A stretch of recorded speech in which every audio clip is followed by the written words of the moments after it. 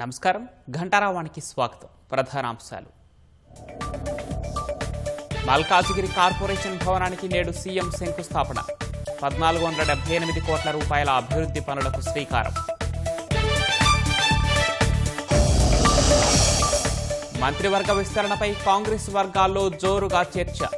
Cabinet విస్తరణతో పాటు శాఖల పునర్విభజన జరగొచ్చని సమాచారం. రాష్ట్రంలో మద్యం ధరలు పెంపునకు రంగం సిద్ధం. ఫుల్ బాటిల్పై 80 నుంచి 120 రూపాయల వరకు పెరిగే అవకాశం.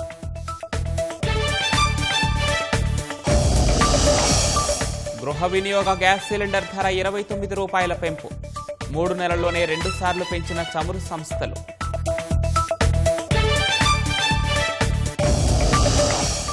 వాయుసేన విమానాల్లోని పునఃపరీక్ష ప్రశ్నపత్రాల రవాణా. పారదర్శకతను కాపాడటానికేనని ఎన్టీఏ పునరుద్ఘాటన.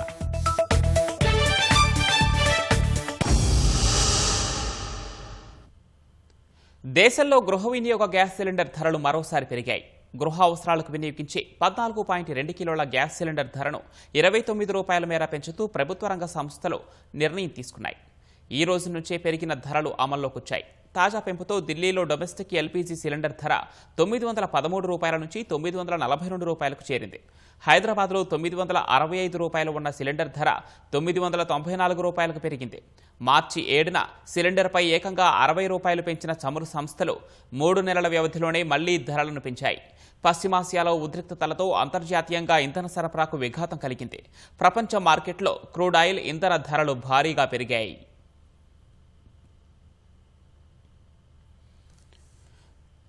రాష్ట్రంలో మద్యం ప్రియులకు భారీ షాక్ తప్పిలాలేదు. ఈ నెల 15 తర్వాత ఒక్కో ఫుల్ బాటిల్పై 80 రూపాయల వరకు పెంచే అవకాశం ఉందని ఎక్సైజ్ వర్గాలు చెబుతున్నాయి.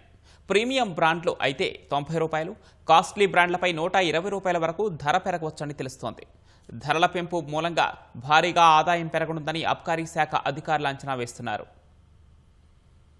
రాష్ట్రంలో మద్యం ధరలు పెంచాలని కొంతకాలంగా తయారీ సంస్థలు సర్కార్పై ఒత్తిడి పెంచుతున్నాయి. మద్యం తయారీకి ఉపయోగించే ముడి పదార్థాల ధరలు పెరిగాయని చెబుతున్నాయి. కాంగ్రెస్ ప్రభుత్వం అధికారంలోకి వచ్చాక గతేడాది మే 18న వాటర్ బాటిల్ పై 10 రూపాయలు, హాఫ్ పై 20 రూపాయలు, ఫుల్ బాటిల్ పై 40 రూపాయలు పెంచింది. అంతకు ముందు ఏడాది బీరు ధరలను 15% పెంచింది. ఇటీవల కాలంలో మద్యం తయారీ ముడి పదార్థాల ధరలు బాగా పెరిగాయి. అంతేకాకుండా అమెరికా ఇరాన్ యుద్ధం, ఇతర అంతర్జాతీయ పరిణామాల వల్ల గాజు ఉత్పత్తి 40% తగ్గింది. సీసాల ధరలు కూడా 20% వరకు పెరిగాయి. ఇంధన వ్యయం కూడా పెరగడంతో మద్యం తయారీ వ్యయం అధికమవుతున్నట్లు ఉత్పత్తిదారులు ఆబ్కారీ శాఖకు మొరపెట్టుకున్నారు. పెరిగిన ముడి పదార్థాలను దృష్టిలో ఉంచుకుని బ్రూవరీలు, డిస్టిలరీలు మద్యం ధరలను 30% వరకు పెంచాలని ప్రభుత్వాన్ని అభ్యర్థించినట్లు తెలుస్తోంది. మద్యం తయారీ సంస్థల నుంచి వచ్చిన అభ్యర్థనలను నిష్పాక్షికంగా అధ్యయనం చేసేందుకు రాష్ట్ర ప్రభుత్వం 3 సభ్యుల కమిటీని నియమించింది. High court retired judge justice M Sunil Kishore Jaiswal అధ్యక్షతన ఏర్పాటైన కమిటీ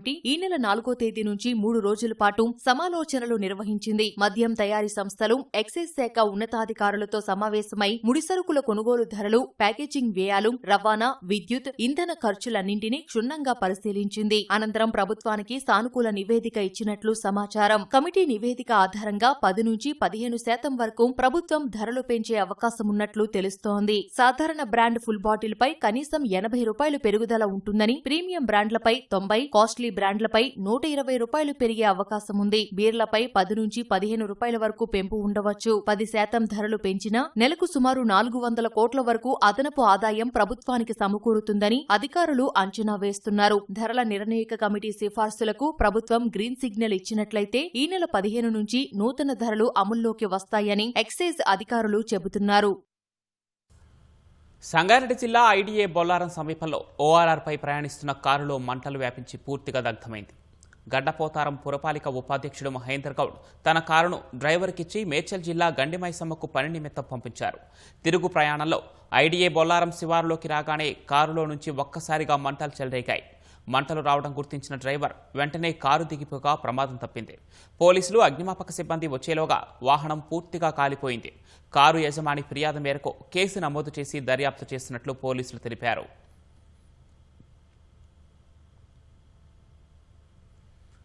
మంచిర్యాల జిల్లా మందమరిలో ఆర్టీసీ సూపర్ లగ్జరీ బస్సు అదుపు తప్పి బోల్తా పడింది. ప్రమాదంలో 2 స్వల్ప గాయాలయ్యాయి. కొత్తగూడెం నుంచి బెల్లంపల్లికి వెళ్తున్న బస్సు మందమరికి చేరుకోగానే డ్రైవర్ నిద్రమత్తులోకి జారుకున్నాడు. వాహనం నియంత్రణ కోల్పోయి జాతీయ రహదారి నుంచి సర్వీస్ రోడ్డుపైకి వెళ్లి బోల్తా పడింది. డ్రైవర్తో పాటు ఓ ప్రయాణికుడికి గాయాలయ్యాయి. మరో 5 కిలోమీటర్ల దూరంలో గమ్యం చేరుకునే క్రమంలో ప్రమాదం జరిగింది. ప్రయాణికులు వారి గమ్యస్థానాలలో దిగిపోవటం, చివరిగా ఒక్క ప్రయాణికుడు బస్సులో ఉండటంతో పెను ప్రమాదం తప్పింది.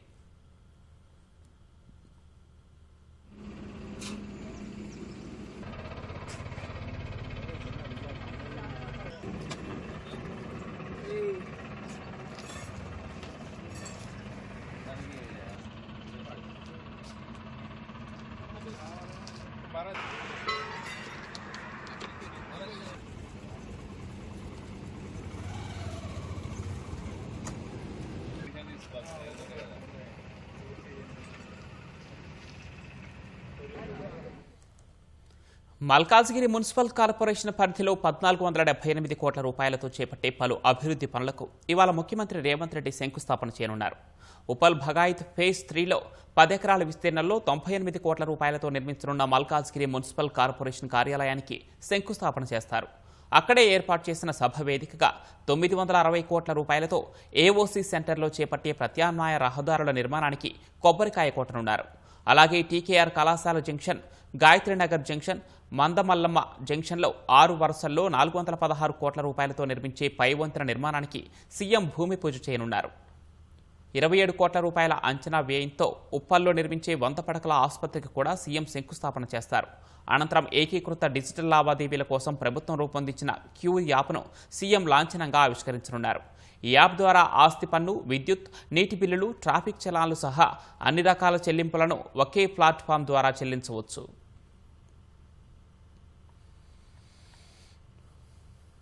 కాంగ్రెస్ ప్రభుత్వంలో కీలక మార్పులు జరగబోతున్నాయా? 2.5 ఏళ్లుగా ఖాళీగా ఉన్న 2 మంత్రి పదవుల భర్తీకి హైకమాండ్ గ్రీన్ సిగ్నల్ ఇచ్చిందా? కేబినెట్ విస్తరణతో పాటు శాఖల పునర్విభజన కూడా ఉండబోతోందా? స్పీకర్ మార్పు, డిప్యూటీ సీఎం పోస్టుపై కొత్త సమీకరణాలు తెరపైకొస్తున్నాయా?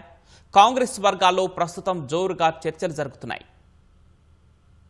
రాష్ట్రంలో 2023 డిసెంబర్ 7న కాంగ్రెస్ ప్రభుత్వం పాలన మొదలుపెట్టింది. ముఖ్యమంత్రిగా రేవంత్ రెడ్డితో పాటు 11 మంది మంత్రులు ప్రమాణ స్వీకారం చేశారు. రాజ్యాంగం ప్రకారం రాష్ట్రంలో 18 మంది మంత్రులు ఉండేందుకు అవకాశముంది. మంత్రివర్గంలో మిగిలిన బెర్తుల కోసం తీవ్ర పోటీ నెలకొంది. ఆశావహుల సంఖ్య ఎక్కువగా ఉండటం, సామాజిక సమీకరణాలు వంటి కారణాలతో విస్తరణ సాగుతూ వచ్చింది. కాంగ్రెస్ సర్కార్ ఏర్పడిన ఏడాదిన్నర తర్వాత 2025 జూన్ 8న తొలిసారి మంత్రివర్గ విస్తరణ జరిగింది. గడ్డం వివేక్ వెంకటస్వామి, అడ్లూరి లక్ష్మణ్ కుమార్, వాకిడి శ్రీహరి మంత్రులుగా ప్రమాణ స్వీకారం చేశారు. కేబినెట్ మంత్రుల సంఖ్య 15కు చేరింది. ఇదే సమయంలో డోర్నకల్ ఎమ్మెల్యే రామచంద్ర నాయక్ ఉపసభాపతి పదవి ఇవ్వాలని నిర్ణయించారు. కేబినెట్ లో ఇంకా 3 స్థానాలు ఖాళీగానే మిగిలాయి. జూబ్లీహిల్స్ ఉప ఎన్నిక సమయంలో మహమ్మద్ అజారుద్దీన్ మంత్రివర్గంలో చోటు ఇచ్చారు. ప్రస్తుతం సీఎం సహా మొత్తం 16 మంది మంత్రులు ఉన్నారు. ఇంకా 2 మంత్రి పదవులు ఖాళీగా ఉన్నాయి.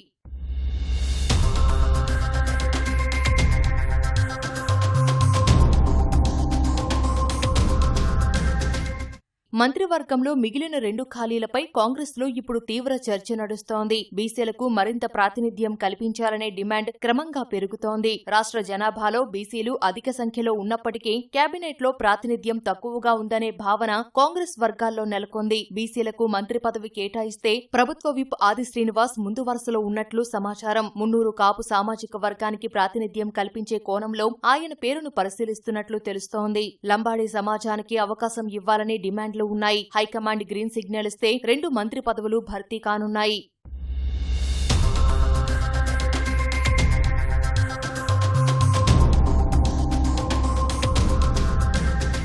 మంత్రి పదవుల భర్తీతో పాటు శాఖల పునర్వ్యవస్థీకరణ కూడా జరిగే అవకాశాలు ఉన్నాయని తెలుస్తోంది. మంత్రుల పనితీరుపై మదింపు జరుగుతోంది. కొందరు శాఖల్లో మార్పులు ఉండవచ్చని సమాచారం. ఎవరి శాఖలు మారుతాయి, ఎవరికి అదనపు బాధ్యతలు వస్తాయనే అంశాలపై ఉత్కంఠ నెలకొంది. డిప్యూటీ సీఎం భట్టి విక్రమార్కను స్పీకర్ గా పంపిస్తారనే ప్రచారం ఇటీవల విస్తృతంగా జరిగింది. ఈ అంశంపై కాంగ్రెస్ అధిష్టానం ఇంకా ఎలాంటి సంకేతాలు ఇవ్వలేదు. పీసీసీ అధ్యక్షుడు మహేష్ కుమార్ గౌడ్కు మంత్రి పదవి లేదా డిప్యూటీ సీఎం పదవి దక్కుతుందన్న ప్రచారం కూడా జోరుగా కొనసాగుతోంది. అయితే సీఎం రేవంత్ రెడ్డి మాత్రం మహేష్ కుమార్ పీసీసీ అధ్యక్షుడిగానే 2029 ఎన్నికల్లో పోటీ చేస్తామని పదే పదే చెబుతున్నారు. మంత్రివర్గ విస్తరణ, శాఖల మార్పులపై అధిష్టానం అతి త్వరలోనే దృష్టి పెడుతుందని కాంగ్రెస్ వర్గాలు చెబుతున్నాయి. హైదరాబాద్ క్రికెట్ అసోసియేషన్ ప్రతిష్టాత్మకంగా నిర్వహించనున్న టీజీ20 లీగ్కు కాసేపట్లో మెగా వేల నిర్వహించనున్నారు. తాజా వివరాలు మా ప్రతినిధి నాగార్జున రామోజీ ఫిలిం సిటీ నుంచి ప్రత్యక్ష ప్రసారం ద్వారా అందిస్తారు. మరికొద్దిసేపట్లో హైదరాబాద్ క్రికెట్ అసోసియేషన్ ప్రతిష్టాత్మకంగా తీసుకొస్తున్నటువంటి టీజీ20 లీగ్ మెగా వేలం ప్రారంభం కానుంది. హైదరాబాద్ ఫిలిం సిటీ వేదికగా ఈ వేలం స్టార్ట్ కాబోతుంది. ఇప్పటికే ఫ్రాంచైజీ ఓనర్స్ అందరూ ఒక్కొక్కరుగా ఇక్కడ వేలం నిర్వహించినటువంటి ప్రాంగణానికి చేరుకున్నారు. ఈ వేలాన్ని చారు శర్మ ప్రముఖ ఆక్షనర్ వ్యాఖ్యాత ఆయన ఈ ఆక్షన్ అంతా కూడా నిర్వహించనున్నారు. సో ఇందుకోసం అన్ని ఏర్పాట్లు పూర్తయ్యాయి. మరికొద్దిసేపట్లో దాదాపు అందరూ కూడా ఇక్కడ ఫ్రాంచైజ్ ఓనర్స్ అంతా చేరుకున్నారు. 11 గంటలకి ఎగ్జాక్ట్గా ఈ ఆక్షన్ ప్రారంభం కాబోతుంది. మొత్తం 1300 ప్లేయర్లు ఈ ఆక్షన్ కోసం రిజిస్ట్రేషన్ చేసుకోగా ఈరోజు జరగబోయేటువంటి ఆక్షన్లో మొత్తం 160 మందిని భర్తీ చేయనున్నారు. ఒక్కొక్క టీంకి సుమారు 20 చొప్పున ఈ టీంలో తీసుకునేందుకు అవకాశం ఉంటుంది. సో మొత్తం ఒక్కొక్క టీంకి ఈ ఆక్షన్ పర్స్ వాల్యూ 60 లక్షల వరకు ఉంటుంది. ఇందులో కనీసంగా 54 లక్షల రూపాయలు పెట్టి ప్లేయర్స్ని కొనుగోలు చేయాలంటాయి. ఇందులో కూడా కొన్ని నిబంధనలు ఉన్నాయి. అందులో జిల్లా ప్లేయర్స్ 4 ఉండాలి, ప్లేయింగ్ 11లో అందులో 2 ఉండాలనేది కొన్ని నిబంధనలు ఇందులో పొందుపరిచారు. సో ఈ గ్రామీణ ప్రాంతాల్లో ఉన్నటువంటి క్రీడాకారులకి అవకాశం కల్పించిన వాళ్ళని భారత్కి ప్రాతినిధ్యం వహించేలా చేయడం అనేది దీని ప్రధాన లక్ష్యంగా ఈ టీజీ20 లీగ్ని తీసుకొచ్చామని ఆల్రెడీ ఈ టీజీ20 లీగ్ గవర్నింగ్ కౌన్సిల్ ఆగంరావు కూడా తెలపడం జరిగింది. ఈ వేలం ప్రక్రియ అంతా చాలా పారదర్శకంగా జరుగుతుందని చెప్పారు. ఒక్కొక్క ప్లేయర్ ఈ ఆక్షన్లో పాల్గొనేటువంటి ఒక్కొక్క ప్లేయర్ 3 సంవత్సరాల పాటు అంటే 2026, 27, 28 3 సీజన్ల పాటు ఫ్రాంచైజీకి ఉంటారు. ఒకవేళ కనుక ప్రతి ఏడాది ఈ మరొక సీజన్ స్టార్ట్ అయ్యేటప్పుడు వాళ్ళకి ఆ జట్టు ఏదైతే ఉందో ఫ్రాంచైజీ ఆ ప్లేయర్ని వదిలేయవచ్చు. వేరే వాళ్ళు అదే వాళ్ళని కొనుక్కునే విధానం ఉంటుంది. కొన్ని మ్యూచువల్ ట్రాన్స్ఫర్లు కూడా ఇందులో జరుగుతాయి. సో దీంతో పాటుగా ఆటగాళ్ళని 3 సీజన్లకి వరకు వీళ్ళకి ఈ ఫ్రాంచైజీతో పాటే ఉండాల్సి ఉంటుంది. ప్రతి జట్టులో 4 జిల్లా ఆటగాళ్ళు ఉంటారు. దాంతోపాటుగా ఈ పర్స్ వాల్యూ మాత్రం 60 లక్షలు ఉంటుంది. దాన్ని కనీసంగా 54 లక్షల వరకు కొనుగోలు చేయాల్సి ఉంటుంది. సో ఈ మెగా వేలానికి దాదాపు అన్ని ఏర్పాట్లు పూర్తి చేశారు. మొదటి సీజన్ అరంగేట్రం ఈ టీజీ20 లీగ్కి సంబంధించినటువంటి దాంట్లో తెలంగాణలో మొదటిసారి జరుగుతుంది కాబట్టి చాలా పకడ్బందీగా చాలా గ్రాండ్గా నిర్వహించడానికి ఇప్పటికే నిర్వాహకులంతా సిద్ధమయ్యారు. ఇందులో 3 వేలం ప్రక్రియ మొత్తం మొదట ఆల్రెడీ ఐకాన్ ప్లేయర్స్, తర్వాత A+, తర్వాత A and B, C1, C2 ఈ కేటగిరీల వైజ్గా ఈ ఆక్షన్ అంతా జరుగుతుంది అని ఆల్రెడీ తెలిపారు. దీంతో పాటుగా అమ్ముడుపోని ఆటగాళ్ళందరూ కూడా మరొక ఫాస్ట్ ట్రాక్ రౌండ్ని కూడా నిర్వహిస్తామని చెప్పారు. సో ఇప్పుడు ఈ ఆక్షన్ ద్వారా ఇప్పుడు ఐకాన్ ప్లేయర్స్ ఎవరైతే ఉన్నారో ఈ సీజన్లో పాల్గొనేటువంటి ఐకాన్ ప్లేయర్స్ ఉన్నారు. మహమ్మద్ సిరాజ్తో పాటుగా తిలక్ వర్మ, రీసెంట్గా అండర్-19 వరల్డ్ కప్లో సత్తా చాటినటువంటి ఆరోన్ జార్జ్, సివి ఆనంద్ కుమారుడు సివి మిలింద్ ఇందులో పాల్గొన్నారు. సో దీనికి ఆక్షన్ నిర్వహించినటువంటి ప్రాంగణంలో ఈ ఆక్షన్కి సంబంధించిన ఈ జట్లకు సంబంధించినటువంటి జెర్సీలన్నింటినీ కూడా దాని లోగోలన్నీ కూడా డిస్ప్లే చేశారు. Ushodaya enterprises private limited franchisee ఓనర్గా ఉన్నటువంటి హైదరాబాద్ ఈ ఛాంపియన్స్కి సంబంధించినటువంటి జెర్సీ ఇది. సో ఇలా వరుసగా ఈ జెర్సీలన్నింటినీ ఇలా ఎంట్రన్స్ వద్ద పెట్టడం జరిగింది. ఈ ఆక్షన్ అంతా కూడా 11 o'clock నుంచి ప్రారంభం కానుంది. మొత్తం ఐకాన్ నుంచి స్టార్ట్ అయ్యి తర్వాత C2 వరకు ఈ కేటగిరీ సెషన్స్ వైజ్గా దీన్ని నిర్వహిస్తారు. ఈవినింగ్ వరకు ఈ ఆక్షన్ కొనసాగే అవకాశం కనిపిస్తోంది. సో ఆక్షన్ అయిపోయిన తర్వాత ఈ ఆక్షన్కి సంబంధించినటువంటి వివరాలు మీడియాలకు కూడా తెలిపే అవకాశం ఉంది. సో ఈ ప్రతిష్టాత్మకంగా HCA తీసుకొచ్చినటువంటి ఈ లీగ్కి సంబంధించి ఆల్రెడీ ఈ మెగా వేలం మరికొద్దిసేపట్లో ప్రారంభం కానుంది. ఇందుకోసం అన్ని ఏర్పాట్లు పూర్తి చేశారు. ప్రస్తుతం గవర్నింగ్ కౌన్సిల్ చైర్మన్ ఆగంరావు ఉన్నారు. Sir hi sir, congratulations. మరికొద్దిసేపట్లో వేలం స్టార్ట్ కాబోతుంది. ఇందుకోసం ఏర్పాట్లు ఏ విధంగా? చాలా బాగా జరుగుతున్నాయండి. ఐ థింక్ మీరు చూస్తున్నారు కదా, ఎంటైర్ ఫ్రాంచైజీస్, తర్వాత SCA fraternity, governing council, TCMS, everybody made lot of efforts. ఇప్పుడే ఇంకొక 1/2 hour 45 minutesలో ఈ ఆక్షన్ స్టార్ట్ అవుతుంది. ఫస్ట్ టైం టీజీ20 ఆక్షన్స్ తెలంగాణలో. This is a permanent league for Telangana. చాలా ఎక్సైటెడ్గా ఉన్నాము. జస్ట్ లైక్ IPL లాగా చాలా పాపులర్ కావాలని, చాలామంది ఇందులో నుంచి అవకాశాలు రావాలని చూస్తున్నాము. చూడాలి ఎలా ఉంటుందో ఆక్షన్లో, ఎంతమందికి ఎట్లా డిమాండ్ ఉంటుంది, ఎలా ఉంటుంది. చాలా ఇంట్రెస్టింగ్గా ఉంటుంది, వెరీ సస్పెన్స్గా ఉంటుంది. Let us see. సార్ ఇప్పుడు ఇందులో మొత్తం ఎంతమంది రిజిస్టర్ అయి ఉన్నారు సార్? ఈరోజు జరగబోయితే ఎంతమందికి? మొత్తం 1300 మంది దాకా ఆక్షన్ పూల్లో ఉన్నారు. ఇప్పుడు దీంట్లో 160 ప్లేయర్స్ సెలెక్ట్ చేస్తారు. 8 టీమ్స్ కాబట్టి 20 ప్లేయర్స్ ఈచ్ టీంలో. సో ఇప్పుడు అందరూ పూల్లో ఉన్నట్టే, ఎవరు ఎంతవరకు వస్తారో వాళ్ళ ప్లేయర్స్ అయిపోయే వరకు ఆక్షన్ ఉంటుంది. దాంట్లో ఎక్స్ప్రెస్ ఆక్షన్ ఉంటుంది, రెగ్యులర్ ఆక్షన్ ఉంటుంది. ఆల్రెడీ కేటగిరీస్ చేశాం కాబట్టి icon A+, A, B, so వాళ్ళ ముందు వెళ్తారు. తర్వాత C1, C2 అలా ఒక ప్రొసీజర్ ప్రకారం వెళ్తుంది. అండ్ దెన్ చారు శర్మ చాలా రినౌండ్ ఆక్షనియర్ ఫ్రమ్ ఎంటైర్ ఇండియాలో IPL చేశాడు, అన్ని చేశాడు. Very glad that he's here and he's going to conduct. మొదటి లీగ్ ఇది, స్టార్టింగ్ లీగ్ కాబట్టి ఎంత ప్రతిష్టాత్మకంగా తీసుకున్నారు, ఎంత పారదర్శకంగా నిర్వహించబోతున్నారు? చాలా పారదర్శకంగా ఉండిందండి. మీరు చూస్తున్నారు ఆక్షన్ నుంచి కానీ, EOA నుంచి కానీ, RFP నుంచి కానీ ఎంటైర్ చాలా క్లీన్గా జరుగుతుంది. అందుకోసం ఎక్సైట్మెంట్ కూడా చూస్తున్నారు మీరు. Everything is very clean and very transparent. చాలా బాగా జరుగుతుంది. అండ్ డెఫినెట్గా టోర్నమెంట్ అంతా కూడా ఇలా జరుగుతుందని భావిస్తున్నాను. సో ఈ టోర్నమెంట్ ద్వారా గ్రామీణ ప్రాంత వాళ్ళకి ముఖ్యంగా IPL రావడం, IPL వస్తే దాదాపు ఇండియన్ మెయిన్ టీమ్కి సెలెక్ట్ అయినట్టే. సో వాళ్ళకి ఎలాంటి అవకాశాలు రావచ్చు? డెఫినెట్గా మీరు చూస్తే ఆల్ ఇండియా లెవెల్లో మీరు ఎంటైర్ కంట్రీలో ఒక 20 స్టేట్స్ కండక్ట్ చేస్తున్నాయి state premier leagues. Because of state premier leagues వాళ్ళకు IPLలో కానీ నేషనల్లో కానీ అవకాశాలు వస్తాయి. దీంతో ఏమవుతుందంటే ఒక రకమైన కాన్ఫిడెన్స్ వస్తుంది మన రూరల్ తెలంగాణ డిస్ట్రిక్ట్స్ బాయ్స్కు. అండ్ దీంట్లో ఒక యునిక్ థింగ్ ఏంటంటే మన డిస్ట్రిక్ట్స్ బాయ్స్ మినిమం 4 ఉండాలి ప్రతి టీంలో, మినిమం 2 ప్లేయింగ్ లెవెల్లో ఉండాలి. సో డెఫినెట్గా over period of 2-3 years you will have hundreds of district players who are playing at TG20 level, state level and national level also. Thank you sir, thank you so much. So అది చూసాం కదా, 11 o'clockకి ఈ auction start కాబోతుంది. దాదాపు అన్ని ఏర్పాట్లు ఇప్పటికీ పూర్తయి. మొత్తం 13 మంది ప్లేయర్స్ ఇందులో పూల్లో ఉన్నారు, ఈ ఆక్షన్ పూల్లో ఉన్నారు. మొత్తం 160 మందికి ఈరోజు సెలక్షన్ జరగబోతుంది. సో మరికొద్దిసేపట్లో ఈ లైవ్ యాక్షన్ ఒక స్టార్ట్ కాబోతుంది. జియో హాట్స్టార్ దీంట్లో బ్రాడ్కాస్టింగ్ పార్ట్నర్గా ఉన్నారు. మొత్తం మీద అన్ని ఫ్రాంచైజ్ ఓనర్స్ ఇక్కడికి చేరుకుంటున్నారు. మరికొద్దిసేపట్లో ఈ ఆక్షన్ అంతా ప్రారంభం కాబోతుంది. ఇప్పుడు ఆక్షన్ జరిగేటువంటి ఒకసారి హాల్ని మనం ఒకసారి పరిశీలిస్తే ఫ్రాంచైజ్ ఓనర్స్కి, దాంతోపాటుగా వాళ్ళకి HCA ప్రతినిధులకి సంబంధించి లోపలికి ఈ విధంగా రూమ్ని ఏర్పాటు చేశారు, ఈ విధంగా టేబుల్స్ని ఏర్పాటు చేశారు. ఎగ్జాక్ట్గా IPL ఆక్షన్ ఏ విధంగా జరుగుతుందో అదేవిధంగా ఆ వేలమంతా ప్రారంభం కానుంది. సో హైదరాబాద్ ఈ ఛాంపియన్స్కి సంబంధించినటువంటి ఉషోదయ ఎంటర్ప్రైజెస్తో పాటుగా మెదక్ సంబంధించినటువంటి టీమ్స్, దాంతోపాటుగా మిగతా టీమ్స్ అన్ని జిల్లాలకు సంబంధించిన టీమ్స్ అన్నీ కూడా ఆల్రెడీ ఒక్కొక్కరుగా ఇక్కడికి చేరుకుంటున్నారు. మరి కొద్దిసేపట్లో ఈ వేలం ప్రక్రియ ప్రారంభం కాబోతుంది. చాలా మొదటి లీగ్ కావడం, చాలా పారదర్శకంగా దీన్ని నిర్వహించబోతున్నామని చెప్తూ ఉన్నారు. సో మరి కొద్దిసేపట్లో ఈ లైవ్ యాక్షన్ ప్రారంభం కాబోతుంది. ఇందులో 13 మంది ప్లేయర్లు ఈ పూల్లో ఉన్నారు. 160 మందికి ఈ సెలక్షన్ జరగబోతోంది. ప్రముఖ ఆక్షనీర్ చారు శర్మ ఇందులో ఆక్షనీర్గా ఉన్నారు. ఆయన గతంలో 2022 IPL కూడా ఆయన ఆక్షన్లో పాల్గొన్నారు. ఆయన ప్రముఖ వ్యాఖ్యాత, చాలా ఆక్షన్ చేసినటువంటి గతంలో కొన్ని స్టేట్స్కి సంబంధించినటువంటి లీగ్స్కి సంబంధించినటువంటి దాంట్లో ఆయన ఆక్షన్ చేసినటువంటి అనుభవం ఉంది. సో మరికొద్దిసేపట్లో ప్రారంభం కాబోతుంది. చాలా పారదర్శకంగా నిర్వహించబోతున్నారు. చూడాలి ఈ టీంలో ఎవరెవరు ప్లేయర్స్ ఐకాన్ ప్లేయర్స్గా ఉన్నటువంటి తిలక్ వర్మ, సిరాజ్, ఇతర icon players Aaron George, CV Milind వీళ్ళంతా కూడా ఐకాన్ ప్లేయర్లుగా ఉన్నారు. వీళ్ళు ఏ జట్లు ఎవరు దక్కించుకుంటుందో మరికొక స్టెప్లో మనకు తెలుస్తుంది. లైవ్ అప్డేట్స్ అని మీకు అందిస్తాను. ఓటు పిల్లలు సురక్షితంగా ఉంటేనే సమాజం సురక్షితంగా ఉంటుందని ఉమెన్ సేఫ్టీ వింగ్ రాష్ట్ర DG అభిలాష బిస్తూ అన్నారు. ప్రతి తల్లి, తండ్రి పిల్లల భద్రత, విద్య, విలువల పెంపకానికి అత్యంత ప్రాధాన్యతనివ్వాలని తెలిపారు.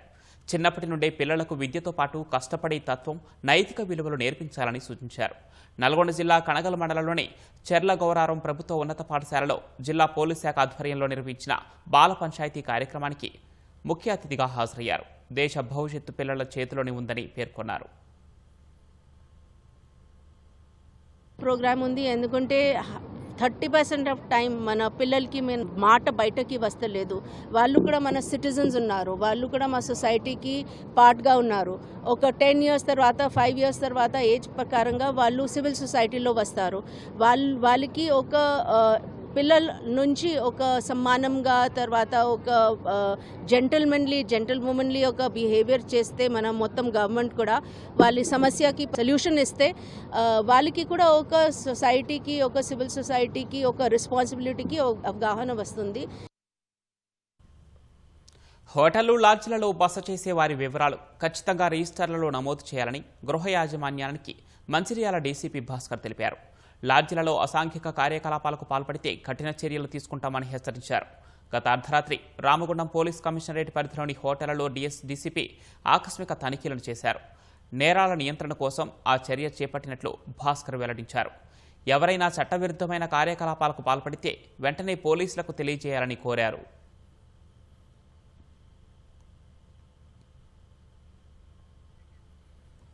యాదగిరిగుట్ట శ్రీ లక్ష్మీ నరసింహస్వామిని కేంద్ర మంత్రి కిషన్ రెడ్డి దర్శించుకున్నారు. ఆలయానికి విచ్చేసిన కేంద్ర మంత్రికి అధికారులు, అర్చకులు స్వాగతం పలికారు. తర్వాత స్వామివారి నిజాభిషేక పూజల్లో సేవలో పాల్గొన్నారు. దర్శనానంతరం కేంద్ర మంత్రికి ఆలయ అధికారులు ప్రసాదాలు, స్వామివారి ప్రతిమ అందజేశారు.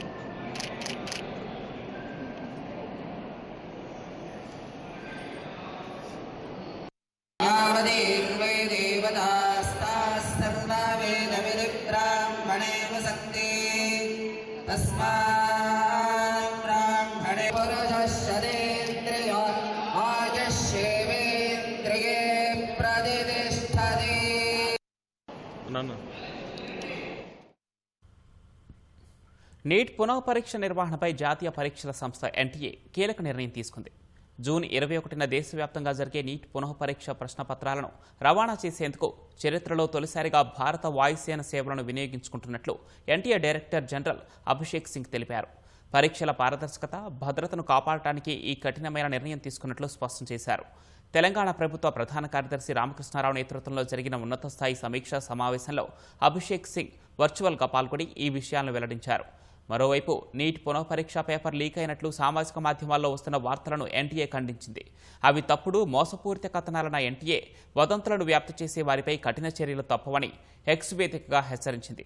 విద్యార్థులు, తల్లిదండ్రులను తప్పుదారి పట్టించి కొందరు నకిలీ ప్రశ్నపత్రాలను విక్రయించి సొత్తు చేసుకోవాలని ప్రయత్నిస్తున్నారని పేర్కొంది. తప్పుడు సమాచారం వ్యాప్తి చేస్తున్న సోషల్ ఖాతాలు, ఛానళ్లను గుర్తించి సైబర్ క్రైమ్ అధికారులకు ఫిర్యాదు చేసినట్లు వెల్లడించింది. మోసపూరిత సందేశాలను నమ్మి డబ్బులు చెల్లించొద్దని, ఆ మెసేజ్లను ఇతరులకు ఫార్వర్డ్ చేయవద్దని విద్యార్థులు, తల్లిదండ్రులకు సూచించింది. ఎన్టీఏ వెబ్సైట్ ధృవీకరించిన ఛానళ్ల ద్వారా వచ్చే సమాచారాన్ని మాత్రమే విశ్వసించాలని కోరింది. సింగపూర్లో భారతీయుల లక్ష్యంగా జరుగుతున్న విద్వేష ప్రచారంపై అక్కడి ప్రభుత్వం ఉక్కుపాదం మోపింది. భారతీయులకు వ్యతిరేకంగా సామాజిక మాధ్యమాల్లో వస్తున్న కంటెంట్ను అడ్డుకోవడానికి కఠినమైన ఆన్లైన్ క్రిమినల్ హార్మ్స్ యాక్ట్ OCHAను సింగపూర్ సర్కార్ ప్రయోగించింది. యూట్యూబ్, ఎక్స్ వంటి ప్రధాన సోషల్ మీడియా వేదికల్లో ఉన్న అభ్యంతరకర పోస్టులు, వీడియోలను తక్షణమే తొలగించాలని ఆదేశాలు జారీ చేసింది. ఈ విద్వేషపూరిత కంటెంట్ మొదట చైనాకు చెందిన డిజిటల్ ప్లాట్ఫామ్లలో పుట్టుకొచ్చి ఆ తర్వాత పాశ్చాత్య సోషల్ మీడియా నెట్వర్క్లకు వ్యాపించినట్లు సింగపూర్ ప్రభుత్వం గుర్తించింది. సింగపూర్ను భారతీయులు ఆక్రమిస్తున్నారని, ప్రభుత్వంలో వారి ప్రాతినిధ్యం పెరిగిపోయిందని తప్పుడు ప్రచారం చేస్తున్నట్లు అధికారులు తెలిపారు. అంతేకాదు, లిటిల్ ఇండియా ప్రాంతంలోని రద్దీ దృశ్యాలను, హిందూ పండుగల వీడియోలను మార్ఫింగ్ చేసి కుట్రలకు తెరలేపారని పేర్కొన్నారు. సింగపూర్ బహుళజాతి సంస్కృతిని విచ్ఛిన్నం చేసి చైనా సంస్కృతి వైపు మొగ్గు చూపేలా చేయడమే లక్ష్యంగా సైబర్ దాడులు జరుగుతున్నట్లు సింగపూర్ అధికారులు భావిస్తున్నారు.